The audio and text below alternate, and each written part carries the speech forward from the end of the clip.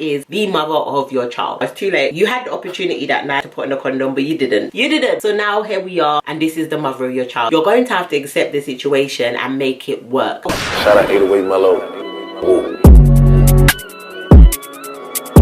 What's good, guys? It's your girl ChannetteCarleo back with another video. If you with me heavy, hit the subscribe button. You done know already. What's good? Welcome back to the channel. If you're new to the channel, welcome. My name is ChannetteCarleo. I make straight talking videos, and today this is a bit of a controversial one. So last week I made a video about dating while being a single mom, and somebody requested that I make a video about how to be a good baby daddy.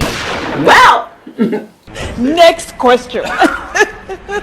See ya. This is a subject which I think is a very serious one, and I think co-parenting is something very, very hard to do, especially when you've had a bad split. So I definitely feel like this video is needed, and I've written down a few points on how I think you could be a good baby daddy. I feel like men and women act very different during a separation, and we have different responsibilities. If a woman is looking after the child most of the time and a man is seeing his child on weekends or whenever he's seeing him, there's just a lot of stuff that can transpire and happen. So this week's video is how to be a good father to your child, aka baby daddy. As I said, these are just my own tips, and this is what I think works very well in co-parenting. And I think when you follow these lines, everything can be a lot smoother. There's no need to be confusion, arguments. If you guys are finished and done with each other and you're just there to look after your child, then as a father that is supporting a mother that has their child full time, these are some ways that you can help support and be a good father to not only your child but also to the woman that is helping look after your child. The number one rule is that you have to provide for your child. You cannot be a father to anybody if you cannot provide them with what they need. So as a man, this is one of the main duties of being a man, never mind when you have children. If you are going to be romantically involved with a woman or produce children, you need to be able to protect those children and provide for those children, because that is something that you're going to have to do regardless of whether you're in their life or not in their life. This is why we have a system called child support. A woman is legally entitled to have her child supported by a man if he is the father. The number one rule, and people are just gonna have to get with it or put condoms on. And providing for your child is not just financially, may I add. Financially is just one part of it, and it is something that you definitely will be obliged to provide, but you should be providing for your child financially,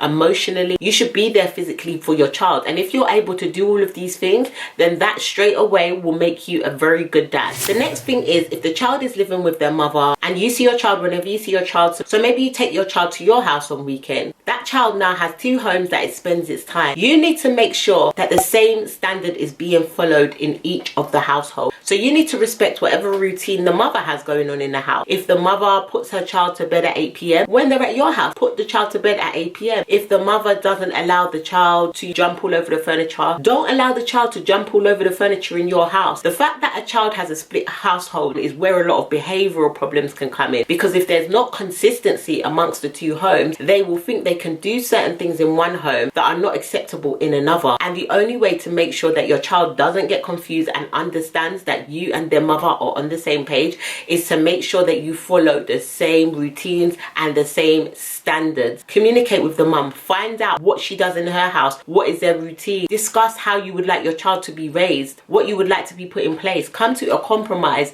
and agree with each other that you're going to follow these sets of rules for your child or your children, so they know that whether they're with mummy or they're with daddy, the same rules apply, and they know that they can't play you against each other, because a lot of children from split households also do that. They play parents against each other, which also cause a lot of arguments. But if you can be consistent with what the mother's doing in the home, then you will be a very good dad to your child, because they won't be confused and they won't think they can play you against each other. Now, I know you might not get along with the mother of your child for whatever reason, but that is the mother of your child. It's too late. You had the opportunity that night to put in a condom, but you didn't.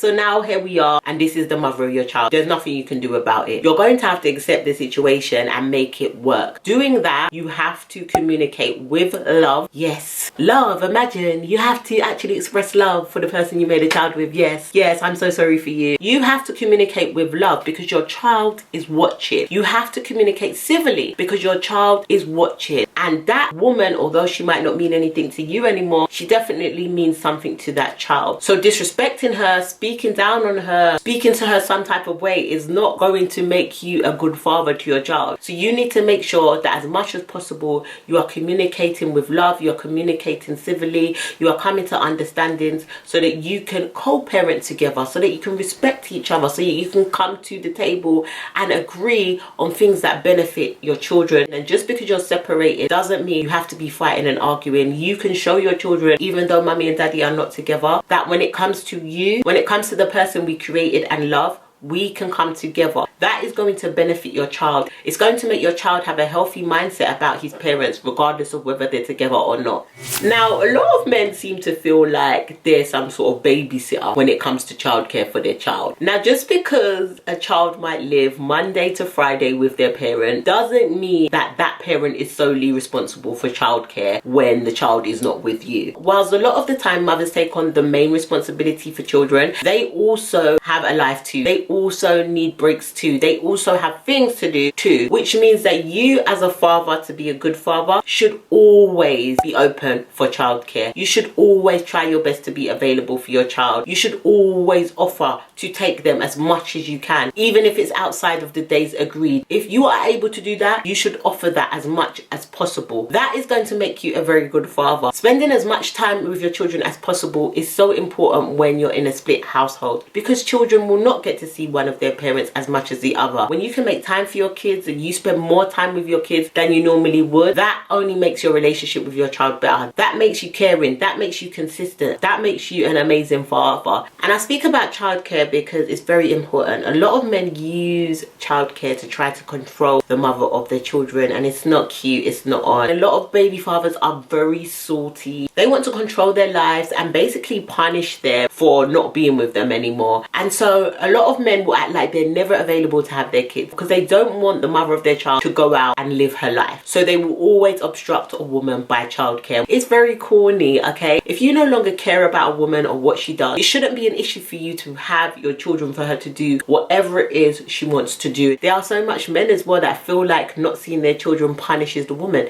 It doesn't punish the woman. It punishes your relationship with your child. So if you want to be a good dad, make sure you're always available as much as possible to look after your kids, to spend time with your kids, to be a good dad to your kids. And my final tip to being a good father is boundaries. You need to have boundaries. I appreciate that these are your kids, but you have left the family home. They are living with their mother. They live in her home that you are not a part of. You cannot just be turning up, knocking the door, ringing the doorbell anytime you feel like it. You can't do that. If you want to see your children, you need to announce yourself. You need to call her, you need to text her, you need to let her know you're coming by. You need to collect your children from the front door. All of this stepping inside your children's mother's house, getting comfortable in her presence, pulling up, and you can't do that. Obviously, if she's happy for you to come inside her house and relax and act like you are one happy family, then each to their own. But if you have a woman who has set boundaries because you are no longer part of the household, respect it. It will reduce arguments. Arguments can affect children's mental health. It will help you co-parent better, which again, your children are watching. So just be respectful of the boundaries that are now in place because you are separated, and just announce yourself when you're coming around. She could have a whole new man in there. Like, let's just be honest, she could. You pulling up and acting like you're still the man of the house.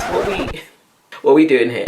So those were my quick tips on how to be a good father. Comment below and let me know what other tips there are, if I've missed any out. Also give the video a like if you liked the video. Before I go, let me shout out this subscriber. I love you guys' comments, so make sure you leave more below. I hope you guys enjoyed this video. If you're not following me on Instagram, make sure you go ahead and follow me on Instagram, and I'll see you guys in less than a minute with another video. You done know already. I love you guys. I'm out.